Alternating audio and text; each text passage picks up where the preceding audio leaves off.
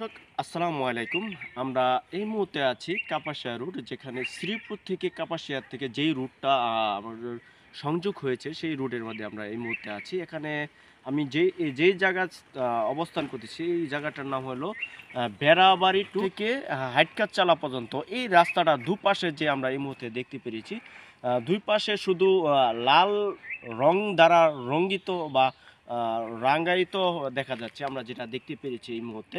আমি স্থানীয় যে লোকজন রয়েছে তাদের কাছে আমরা যেটা জানতে পেরেছি, এখানকে যে রাস্তাটা ছিল সেই রাস্তাটা কার্পেটিং ছিল এত বিগত দিনে, কিন্তু রাস্তাটা ভেঙে বিভিন্ন জায়গা ভেঙে যাওয়ার পরে সেটি কার্পেটিং করার জন্য নতুন করে যে উপরে কার্পেটিংটা ছিল সেগুলি উঠায় ফেলার পরে তারা এখানে শুধু ইটগুলি বেশি রয়েছে। এই ইটগুলি বেশি থাকার কারণে এখানে যখন গাড়ি ঘোড়া চলছে বা এই গাড়িগুলি চলার কারণে যে ধুলা হয়, এই ধুলার মাধ্যমে যে আশেপাশে সবজি বাগান, বিভিন্ন বাড়ি, স্কুল, শিক্ষা প্রতিষ্ঠান সহ অসংখ্য বাড়িঘর বা অসংখ্য সবজি ক্ষেত এই এই এই ধুলার মাধ্যমে তারা ঢেকে পড়েছে, যার জন্য এখানকার যে জনসাধারণ রয়েছে সেকে তারা চলাফেরা কষ্ট হচ্ছে, বা বাড়িতে বসবাস করা কষ্ট হচ্ছে। পাশাপাশি যে তাদের যে রোগ ব্যাধি হয়, শ্বাসকষ্ট, বিভিন্ন প্রকার শ্বাসকষ্ট হচ্ছে। যে এটা আমরা এই মুহূর্তে যেটা জানতে পেরেছি, বা এখানকার যে লোকজন রয়েছে আমরা জানার চেষ্টা করব।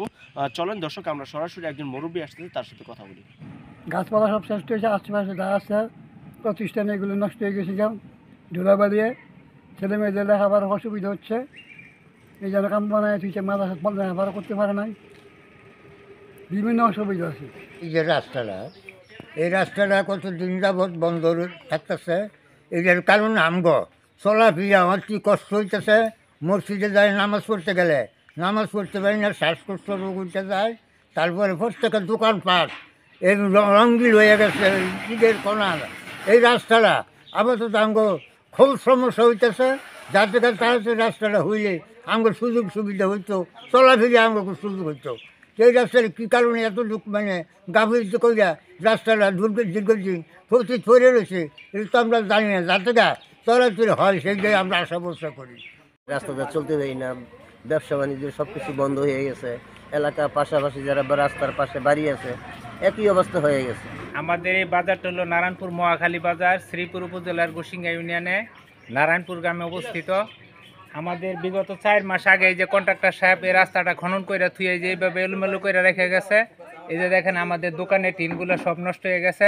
এই যে টিনের চালগুলি কিন্তু আপনার ফুটো হয়ে যেতেছে। এই যে বেকারির খাবার দোকানে ঝুলায় রাখে, প্রত্যেকটা খাবারে ময়লা যাওয়ার কারণে কিন্তু দোকানদারা ক্ষতিগ্রস্ত হইতেছে, এটা বিক্রি করতে পারতেছে না। তারপরে আমরা এই যে বাজারে দোকানে বসে থাকি, এটারও কোনো পরিবেশ নাই। এই রাস্তাটা যারা যায় একদিন যাইলে কিন্তু আপনার এই যে এই ধুলার কারণে ঠান্ডাজনিত রোগ, আপনার ঠান্ডা কাশি সারাদিনই লেগে থাকে। এই যে ছেলেমেয়েরা স্কুলে যায়, স্কুল থেকে ফিরে সন্ধ্যার পরে ঘুমাইতে পারে না, এই সারাদিনে নাক দিয়ে মুখ দিয়ে ধুলাবালি যাইতেছে।